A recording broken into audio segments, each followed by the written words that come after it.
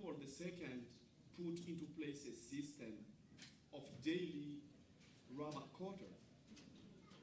My country is very rich, unfortunately for poor people, because it only has been planned. And King Leopold, with his daily rubber quarter, because it was time to power the economy of the automobile industry, and rubber was needed because there is rubber in Congo. And every day you don't meet your daily rubber quarter, they dismember you, or they kill your children or your relatives to make sure the next day you are able to work hard and meet your daily rubber quarter. People suffered a lot in my country during the 23 years of King Leopold II. And I always remember a story of a person called Nsala of Wala. That day, he did not meet his daily rubber quarter, and his 5-year-old daughter was dismembered. And Nsala refused to see his daughter suffering that way because he did not meet his daily rubber quarter. And 23 years after, the Belgians realized all these human rights violations went undocumented until the Christian missionaries arrived to Congo and started documenting them. And King Leopold stopped, and the Belgians continued. But they didn't change anything until the 1960s. And from the 1960s, time of the African and Congo independence, nothing changed in my country. The first prime minister was assassinated, killed by the Belgians. And the country was put in the hand of Mobutu, who ran my country for 32 years of dictatorship until 1994, the wake of the Rwandan genocide. And 2 years after the Rwandan genocide, there was what we call the First Congo War. Unfortunately, I lost my dad in the First Congo War. He was killed. 2 years after my father was killed, 1998, my mother was also killed in the Second Congo War. So I've seen nothing than war. And in response to the question of why I do what I do, it is because of who I am, because of what I've gone through, and chose to stand up for peace. And what is the way we can stand up for peace? It is through these different programs that we are implementing on the ground in the Eastern Congo. But unfortunately, I see history repeating itself over and over again. King Leopold II is no longer in Congo. The Belgians are no longer in Congo. But that is physically. But spiritually, they are there. The legacy is there because it continues. It continues because my country is at war. There has been 3 decades of war in my country, and so many people have been being killed, women being raped, rape being used as a weapon of war. But why all of this is to have control over the minerals which are abundant in my country. And these minerals are strategic to power the economy of the tech industry today. I'm so happy I am in a room with no phones, because sometimes when we look at these phones and these computers and everything, and the question I ask myself is, why these minerals in my country? Why these blood minerals in my country? And we stand up for peace in the middle of sometimes no hope, but we remember there is hope because there are peace builders like you, and I'm so happy to be here. And I want to thank you. I want to thank Jewish World Watch, Action Kivu, the Dillon Henry Foundation, and all of you here today taking this time to accept, to be aware of what is happening in the Congo and why we are doing this work. It is very important, more needed than ever now. Thank you, Amani. Please.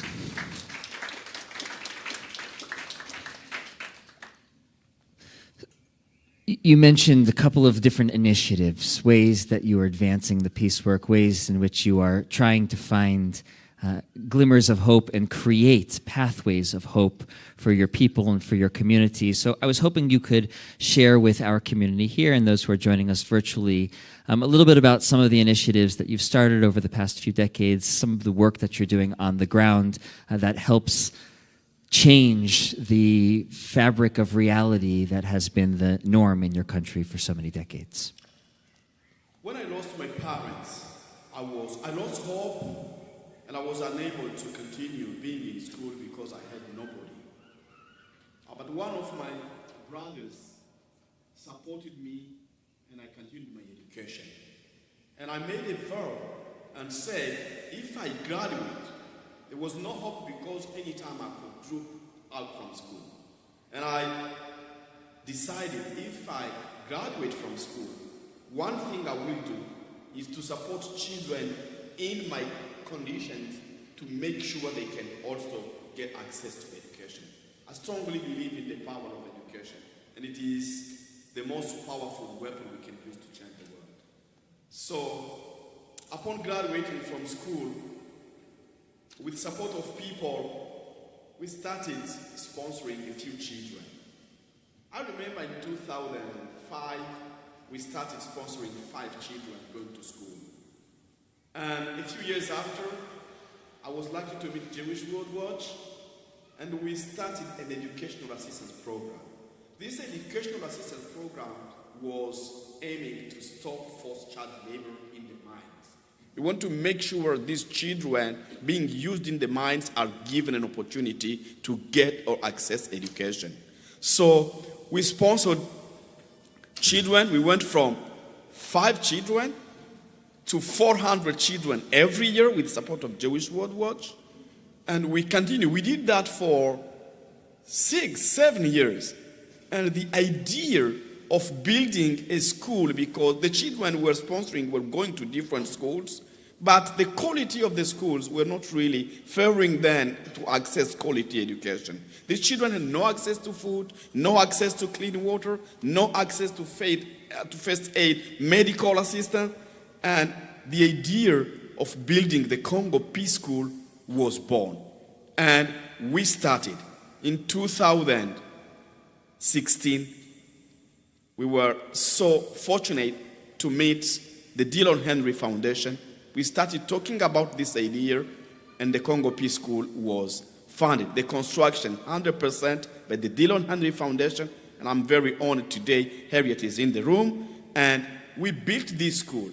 Building this school, we went from 5 children in 2005 to 400 children since 2012, every year up until 2016, and today we have 600 children at the Congo Peace School, learning different principles because our teaching approach is rooted in the philosophy of Martin Luther King Jr., promoting peace and justice, social justice, in a very rich country, but corruption is very rampant every day. Inequalities are the rules of the game, corruption's the rule of the game, and we are raising and educating a new generation of peace ambassadors, of children we believe are going to change this country and make sure it becomes a land of hope, because it has everything except leaders who understand the importance of peace. That is one program, the Congo Peace School. But around the Congo Peace School, when we look at what is happening and the importance of protecting our environment, Congo is a country with the second largest rainforest in the world after the Amazon. But look at what is happening with Chinese companies and other foreign companies in search of the minerals. They are destroying the environment, killing out the rivers, and the forest is being washed out. What we do at the Congo Peace School is also to do environment education to protect the environment. And every year, each child at the Congo Peace School has to plant 2 trees. So this year, 600 children have planted 1,200 trees. And we do this every year to make sure what is happening somewhere does not affect people everywhere in the world. So these are 2 programs. We have a regenerative farming program around the school, making sure the children understand the link and the connection that exists between them, their environment, and the food we eat every day, and protecting the animals. In addition to that, we also have a vocational skills training where women who have been subjected to rape, we make sure we can support them to go through a socio-economic reinsertion program so as they can restart their life and go through this healing process. So those are some of the initiatives, the projects we have been implementing on the ground. But at the Congo Peace School, we have a comprehensive approach where the children come there not only to learn how to read and write, but also build a beloved community, enhance social cohesion. It's a country with different tribes, different ethnicities. The corrupt leaders try to manipulate and use people's identity to oppose them. But what we do is, based on the philosophy of Martin Luther King Jr., we believe we are building a beloved community, enhancing social cohesion, and this is how we contribute to stop and prevent mass atrocities and fight against genocide. This is the work we are doing on the ground right now. I want to ask about each of the initiatives that you just mentioned, because there's so much to glean from each particular angle in which you're advancing this peace work. But I want to start with the school itself. And I know that in our conversation, Rebecca was part of that conversation as well earlier in the week. As you were describing the work and the mandate of this peace school, you were beginning to describe the broader educational context. What might school look like for a child in Eastern Congo, and how different it is what you have built? And as you were sharing this with me, I recognized in my own assumptions that even the notion of public school doesn't mean what it means in Congo, what it means here in the United States. And so can you describe a little bit, what are the options for children in Eastern Congo? What are the dangers that these children face? And how is your school a particular response to the circumstances and the violence that they might face? The school I went to myself is a school where I had never had access to clean water. The school I went to is a school where we need to pay every single month because the constitution of my country says education must be free, but it is not free. People have to pay, and you have to pay every month to be able to pay the teachers. So the school I went to is a school where I had never access to someone I can talk to when I have my problems. So there was no therapy. So you have your problems, it's your problems. The school I went to, we were never taught how to build community building and living together, because our world is falling apart because of the systems, because of generations not going through the importance of living together and enhancing social cohesion and understanding that we are one. No matter the tribes, no matter the differences of our colors of our skins, but we are one at the end of every day. So, in response, the school I went to, I never had access to food. And the Congo Peace School is the only school in the region where children have access to free education. They don't pay. We provide them with school supplies, school uniforms. We provide them with food, 2 meals every day, a light breakfast in the morning. And in my country, 1 out of 2 children is having severe malnutrition. A notable percentage of the children in my country die before their 10th anniversary because of severe malnutrition. So we try to provide food at school to make sure children are not dying of severe malnutrition. We give them an opportunity to access first aid when they are suffering, when they are sick. There is someone who can, we have a school dispensary where they can get assistance. And above all, we have a psychosocial assistant who they can talk to. And before I came on this trip, we were interviewing the children, and 17 years old girls and boys who revealed that in their lives, it said the Congo Peace School where someone told them they are worthy.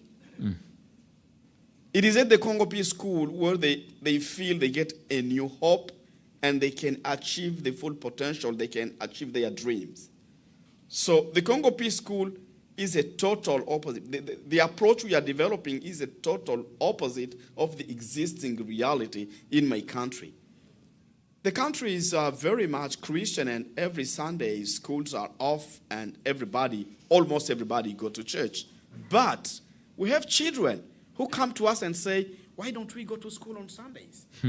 And we try to probe and understand the reason why children want to go to school on Sunday.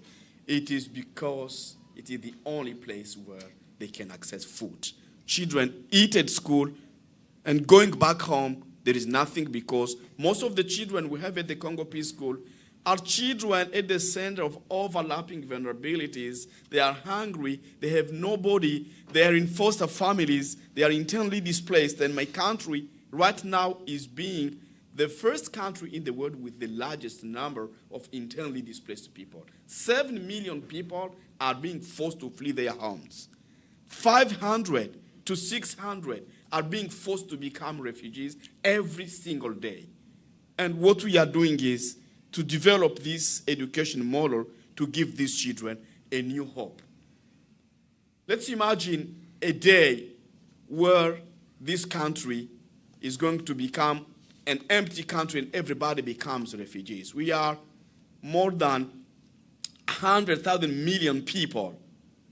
If we all come to the United States of America, what is going to happen? Who is going to protect this second largest rainforest? Who are going to become the people taking care of the environment if we all become refugees? Let's build peace together, and thank you for being here today. You give me a new hope, and I feel encouraged and to continue this work back home. I think we would feel the exact same way about you. What you've built, as you're describing, is it's the complete inverse of what has been available to children in Congo. Yeah. And it's remarkable. It's remarkable. When we were chatting the other day, we started talking about Dr. King's 6 principles of nonviolence and the ways that those principles are made manifest in your educational philosophy and in the kind of training and conversations that you're having in the school. And you mentioned to me, that Congo is a country of 450 tribes. It is a country where the potential for tribal conflict is incredibly high when coupled with cynical, corrupt leadership that advances their own agenda by pitting tribes against each other, by highlighting ethnic, religious, cultural differences, and using that as a way of maintaining power. I'm hoping that you can share a little bit about how you in your school have tried to really counteract what you've seen to be the prevailing mode of the government's corruptive action and exploitative action, how these children are taking these principles of nonviolence and then bringing them back to their communities and their homes and their villages, their tribes, once they come home from your school. The school is built right on the border between DRC and Rwanda.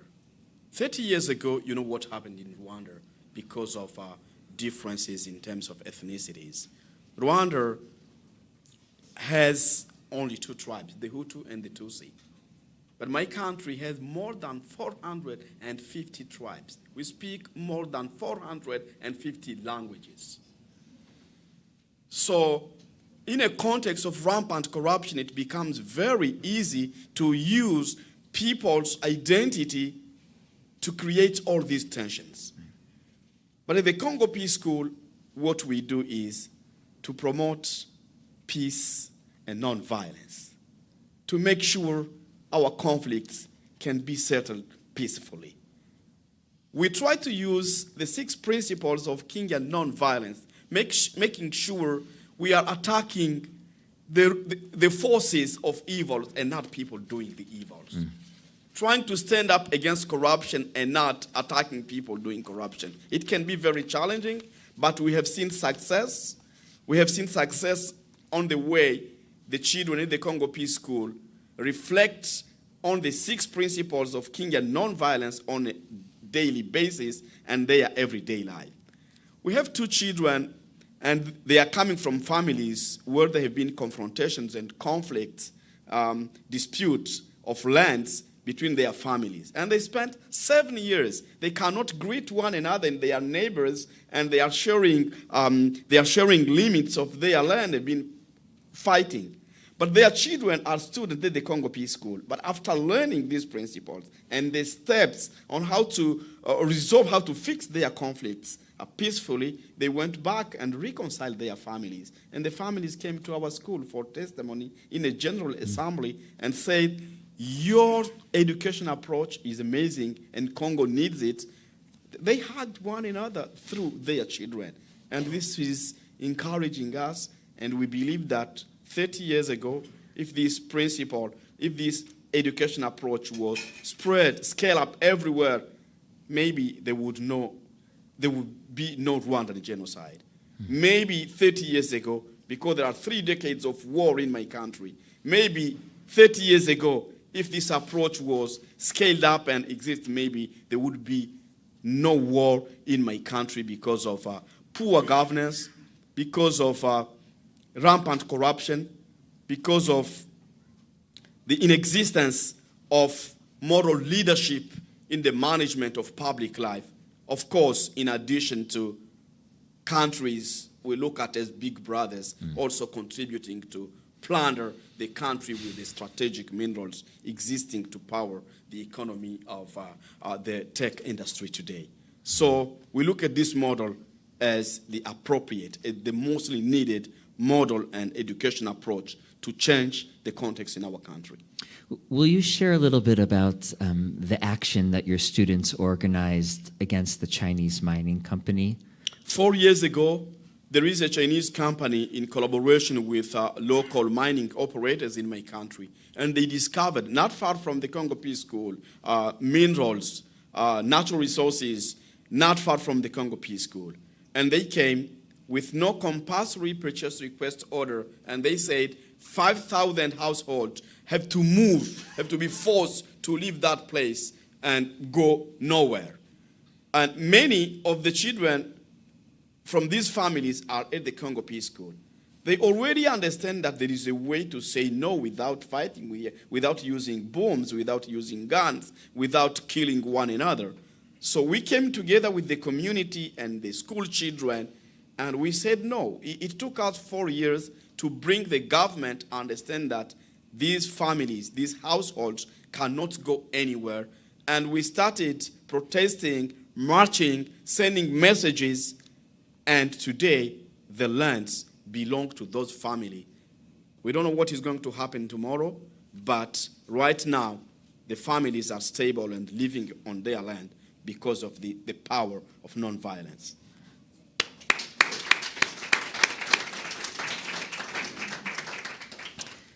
So I want to open it up in just a minute, first to hear from our partners, to see if there's anything that you want to share, particularly about your angle and perspective on the work that Amani is doing.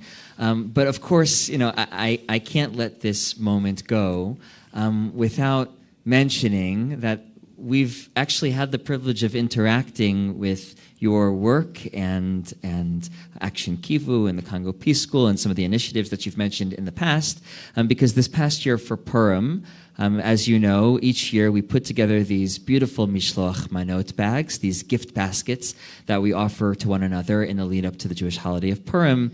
And it's always an extraordinarily thoughtful process trying to put together different items that don't just bring joy to people as they receive them, but help advance causes that our community cares about. And this year, the mishloach manot,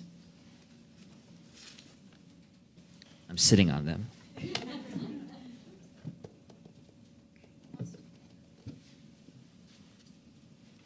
There's the dramatic pause, right? This year, the mishloach manot were placed into these bags, but of course, they weren't just a container, right, for the gifts that we are going to give. There are bags that tell a story, and there are bags that come from some of the sewing workshops that your organization has helped put together and then facilitate for women who are survivors of sexual abuse and rape, as you mentioned, which is a weapon of war in Congo. So I'm grateful that we've had the chance to, in a sense, get to know you and your work through these bags early in the year. But I was hoping that in this context, we see a beautiful bag. We have a sense, a little bit of who the people are that make these bags. But I'm hoping that you can tell us the fuller story of how it is that these bags bring joy and meaning and beauty and purpose to our lives. Who are the people who make them, and how do they engage in this work? Thank you. I know the faces of people who made these bags in our programs, and they are young girls who went through, who were trained by our vocational skill program, giving them sewing skills, and after their program, they go to graduation kit where everyone becomes able to work on their own and become able to take care of themselves, their children, and the entire community. And every time we have an opportunity of meeting people like you, and if there is a way to make these connections and these stories of continuing, explaining that we are one, and we encourage to give them this market so they can make a living. And this year, we were very lucky. IKAR ordered them from us, and these girls and women spent 2 months working, and they made them, and they were able to generate revenues to be able to take care of their children, themselves, and the entire community. I'm happy this is a connection between our work and IKAR and Jewish World Watch and whatever stakeholders is in this, and this is how we can repair our world. Absolutely, beautiful. And I have to thank my colleague, Susan Brooks, who really made the connection between our organizations and who helped drive the process that got these bags as part of our Mishloach Manot. So before we open it up to questions from the folks gathered here, I just want to invite Jill and Harriet, Rebecca, to, if any of you want to share a little bit about your perspective on the work, on the partnership between Jewish World Watch and the Congo Peace School or Action Kivu or your foundation, would love to hear some further thoughts about how you contribute to this work. Please, yeah. Thanks, everyone. First of all, I want to say it's an honor to be here today. Thank you. I'm a member of IKAR, and when I knew that Amani was coming into town, I couldn't think of a better way to introduce him to more people than I could introduce him to than to bring him to this community, especially knowing about the bags and all the pieces, and knowing the people that come to this congregation, how the message and the work would resonate. As it resonates for me in the work that we do at Jewish World Watch. I think Amani and Jewish World Watch have been working together for almost 15 years now, and we've been around for about 20. Just for like a word of background, Jewish World Watch started 20 years ago in response to what was going on in Sudan, following what happened in Rwanda, and Rabbi Harold Schuldweiss at VBS basically said, we cannot stand idly by. We cannot do this anymore. We have been in that position, and we know this. We've seen this before. We must do something to prevent genocide everywhere. So that was the birth of Jewish World Watch. Janice Kaminer-Resnick, who was a member, took it on as her responsibility and grew the organization into what it is today, which is an anti-genocide organization focused on educating the community, both children and adults, advocating in the halls of justice, and empowering people on the ground through localized projects and programs like Amani's. And when we meet local leaders who we know that are effective, we want to be there to help them. And so our relationship has grown over the past 15 years. And even though we're small, we're mighty, and we are really proud to be Amani's partner. And really the reason for being here today and the reason I wanted to make this connection at IKAR is because I really feel strongly that there's a deep, deep bond and connection between the congregants and the work that Amani is doing. I know I feel it I have never met Amani in person until today, so I am also super excited. We've had many Zooms and many conversations, and every time I end up with tears in my eyes and desperate to do more, desperate to provide more, and we want to keep that going, and that is really it. I did pass out some cards earlier. There is a QR code on them, so you don't need to do it now, but we are trying to continue to raise money for him, and only through the help of the community and people that we know and amazing, generous donors, Harriet included, can we do this work and can we continue to provide? And, Amani shared a story with me on the phone the other day just about these, victims of rape who come into the school, who come into the Peace School, who have no way, they wouldn't have any way of being in the world except for the work that they do, these surrounding services, mental health, capacity building, and the ability to create vocational training so they can go out in the world and provide for themselves. They would be ostracized by society otherwise, and only because of the Congo Peace School are these women now able to make a living, provide for themselves, provide for their families, and be marriageable, which is not a small task after something like this. So I just share that one little story and thank Amani for being here, and thank you all for coming to listen to him and his important story. And the work that we do at Jewish World Watch really is, we're looking at root causes. How do we prevent genocide from the roots? And I think Amani is really the living, breathing representative of the kind of people we all hope to see, that there are many more, and he's growing in as many ways that I can say there's no replacing an Amani. We hope he's growing many more Amanis at the Congo Peace School. Beautiful. So, Thank you, Jill. thank you. Does anyone not have the card, the pamphlet? If you don't, Susan has more, and I would love for those to make their way around so you know how to support Jewish World Watch and Amani moving forward. Thank you so much. Thanks. Harriet. I echo thank you for being here. It does take a village. We have wonderful partners. Just so you sort of understand how it all came about, years ago, for 10 years, I was on the board at Jewish World Watch, and that's how I met Amani. We were doing smaller projects, and he said, I have this dream to build the school. And at some point when I felt like I could do it, I had lost my son, and I thought, this is where I got to put my money, because what else matters? And it's gotten beyond my wildest dreams. We do a newsletter every month, and honestly, in this world that is struggling so, it lifts my spirits. I've been to Congo twice. I want to go back again, and Amani's a dream, and all our partners are dreams, because we could not do it without him. So thank you for being here. Thank you. Rebecca. Yes, thank you. My name is Rebecca Snavely, and I'm the volunteer executive director of Action Kivu, which is the fundraising and awareness-raising arm for Amani's work. And so we are incredibly grateful for our partners, because we are tiny. I'm a volunteer, and so we could not have done this. We could not have met this dream that Amani had, and he told us about this dream. We met in 2009, and so.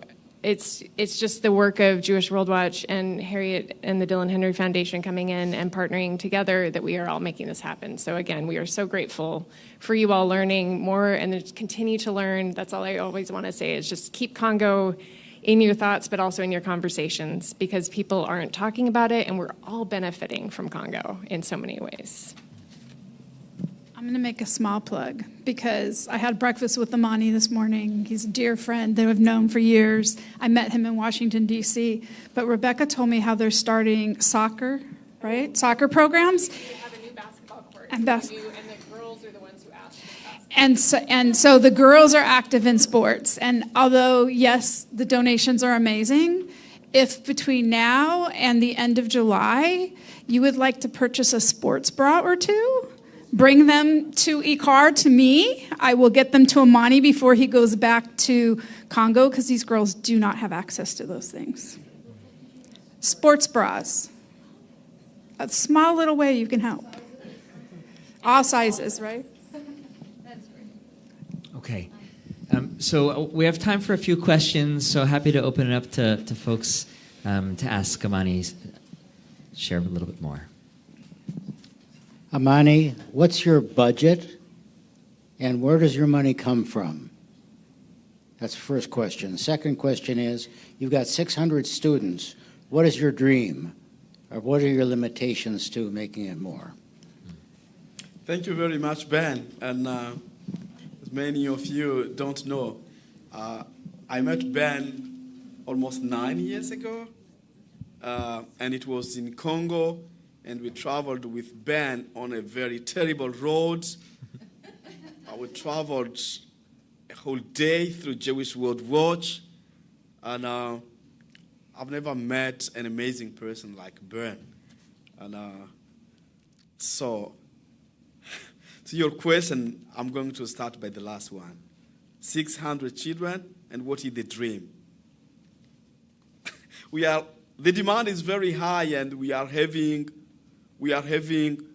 about 7 million out of school children in the Congo because of the ongoing conflict. But we limit our enrollment to 40 students in each classroom to make sure there is a way teachers can concentrate and make sure we improve the quality of school outcomes. So the dream is to scale up this school and make sure it is bigger to give chance to as many children as possible. Where does our money come from? The budget, it comes from you. It comes from mainly the school. The school budget comes from the Dillon Henry Foundation. And over the past 2 years, Jewish World Watch has been supporting 2 grades at the Congo Peace School, 1 grade in elementary and 1 grade in secondary. A total of 80 children are being taken care of Jewish World Watch at the Congo Peace School. And that's where our budget comes from. As the person who runs the budget?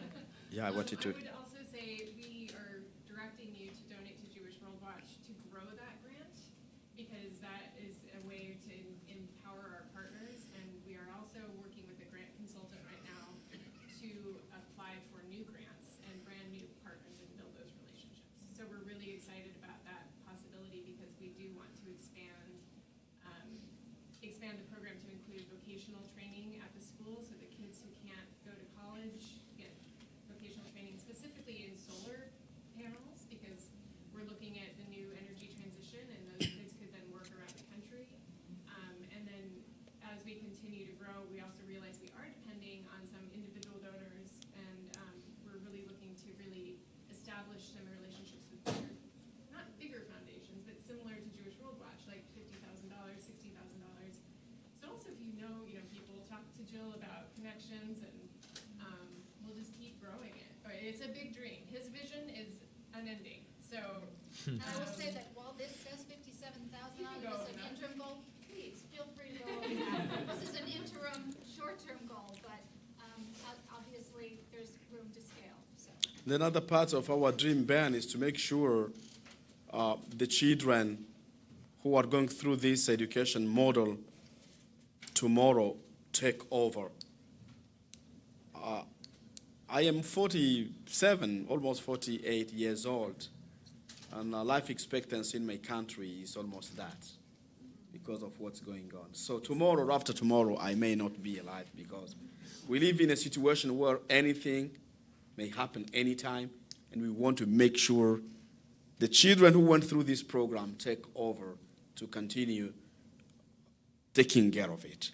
So this year, we have 6 students who graduate from secondary school from Congo Peace School, who got scholarship, and they are in local universities and colleges in Congo, a way to fulfill that dream of making sure they come back and take over. At our preschool program and elementary school program, 90% of our teachers are these young girls and women who have gone through our educational assistance program, who have been forced to drop out their school, but they came back and went through this program, and today their lives have been rebuilt, and they are teaching and they are making a living almost every day. So these are our dreams, to make sure we build something sustainable, something where after 50 years, after a century, people could come back and see this has continued being there and changing lives of people every day. Thank you. I have a question about the daily lives. If you'll just wait so we can give you the microphone so folks can hear. Hi, I have a question about the daily lives of the children. Do they come on a daily basis? And so from how far away are they coming to the school? Or do they come, let's say Monday, stay for the week and then go home? So how large an area is your catchment of, your what we call here at least the catchment area? Yeah. The context is totally different. Children has to walk because we haven't been able to open a boarding house, which is another part of our dream. We have children who walk 6 to 7 kilometers one way to come to school. So you can understand that the government hasn't done much to make sure. The Constitution says in every 2 square kilometers there should be a school, so children can't walk more than 2 kilometers. But we have children who walk 12 kilometers every day, both ways, to come to school. We have no boarding school at the moment, but we are planning very soon to make sure we can have a boarding school. And the category of the children we have, there are children who are not able to pay. All of the children in the Congo Peace School don't pay because they can't pay, because they have nobody to pay for them. And this target has made it a little bit challenging for us to make sure we can sustain this because they can't pay. And the idea is to make sure in the future we have a boarding program where children can be able to contribute a little bit if their families can. But it has been challenging with the ongoing war, what is happening in the Eastern Congo, in the northeast part of the country. There is no safety, and it's challenging. People's livelihoods are being threatened every day because of the ongoing conflict. And at the center of this conflict, we have economic drivers, the minerals, because everywhere the local and foreign militias are fighting, we see there are minerals in those particular places. Yeah. We'll take one more question and then we'll close up. And then I think folks can come up to Amani afterwards if you'll stay for a little bit and continue to ask questions. What's the process of a child getting into your school? What's the process of a child getting into your school? Oh, we have a list. We do a social survey trying to understand the level of vulnerability of the child to get enrolled into the school. The demand is very high, and everyone today in the area wants to become a school at the Congo Peace School. But we can't go beyond 40 children in every grade. So every summer, our school, the teachers and social workers and everyone, school principals, are very busy working with community leaders to make sure the children we have are the real needy children being in the program. So we do a social survey to understand. We have children who are orphans. We have HIV orphans. We have internally displaced children. So we have different selection criteria to make sure we are giving these services to those who really need them the most. Yeah. Amani, will you mention equity and equality in that? Yeah, we are trying to promote gender equality, and our school is having 52% of our students being girls because there are challenges around gender. My mother has never gone to school for no other reason than her gender.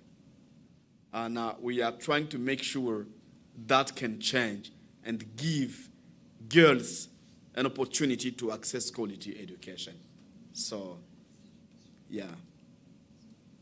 I know that was supposed to be the last Go ahead. Please. Sorry. I want to maybe kind of add a little something to it, too, because I think that I'm from Ghana. I came here when I was 8. Is it possible to get Kwasi a microphone? No, I can hear. just because also folks who are virtually okay. attending.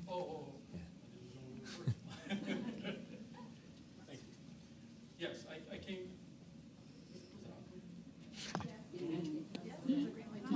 Hello? Yes. So I came here when I was 8, and I was one of those walkers to school every day.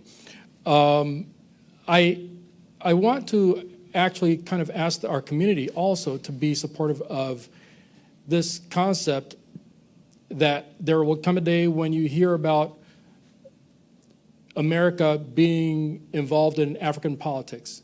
Not just America, all the developed world is involved in African politics. And African leaders are not just corrupt by nature. Africans are not just morally bankrupt by nature.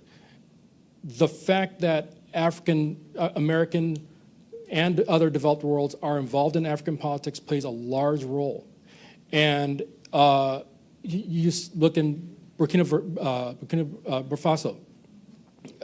Just 2 years ago, you had a leader who took over, Ibrahim Traore. His life has been threatened by assassination over 9 times in those 2 years. And he's spoken again, he kicked out the French and French military, and he's spoken against corruption, and that's why his life is constantly threatened. And so it's not just that Africans don't want to do it and don't have the will, but the leaders in Africa are also being corrupted because of the, purse strings that are being held by other countries. I think Africa could actually sustain itself without borders because it has so many minerals and resources available to it. But I think also that, if you look at, Rwanda or Sudan, all of those things started because of, other worlds. It wasn't just Africans who didn't want to not kill each other. So I love what you're doing. I'm 1,000% behind it, and I hope that you live beyond the 57 years, 58 years. I hope that, like I said, when we hear about these things happening in Africa, and that, we just keep in mind that there are other countries that are involved in getting rich from it, honestly. So, thank you. Yeah, thank you very much for putting that. And somewhere I mentioned the countries we look at as big brothers. But what are the big brothers doing? This is a time for me to mention the lack of transparency on the global supply chain of the minerals. This is time for me to talk about blood minerals, which are abundant in Congo, cobalt. Almost 70% of the world reserve of cobalt is mined in Congo. Tin, tungsten, tantalite, plus gold. These minerals are abundant in Congo, but they are being smuggled. They are being smuggled, and when they are on the Congolese territory, they are called conflict minerals. When they cross the border through smuggling, they become conflict-free. And where do they go? They come here to power the tech industry. So that's where everybody has a role to play, and I'm so happy to be here today, being in front of peace builders, peace upstanders. We all have a choice to make, and thank you for choosing to stand on the side of justice and peace, and spreading the word can change our world, and together we can do it, and we are doing it. Amani, I want to thank you so much for being here, along with you, Jill and Harriet and Rebecca. And you shared at the very beginning that your name in Swahili means peace. The Hebrew word for peace is shalom, which is linked, of course, to the Hebrew word shlemut, which means wholeness. And so, Amani, I want to bless you that despite being born into a world of violence, that you live into a world of peace. That that you grow into a world of peace, that you build a world of peace. I bless you that your 600 children become the leaders of a generation that take your country to the places of peace, to the posture of peace, that those 600 children become 6,000 children, become all 7 million children who deserve to know peace, to learn in peace, to live in peace. I bless you with the work of your hands. May you know the fruit of your labor in your lifetime. Amen. Thank you so very much. Thank you.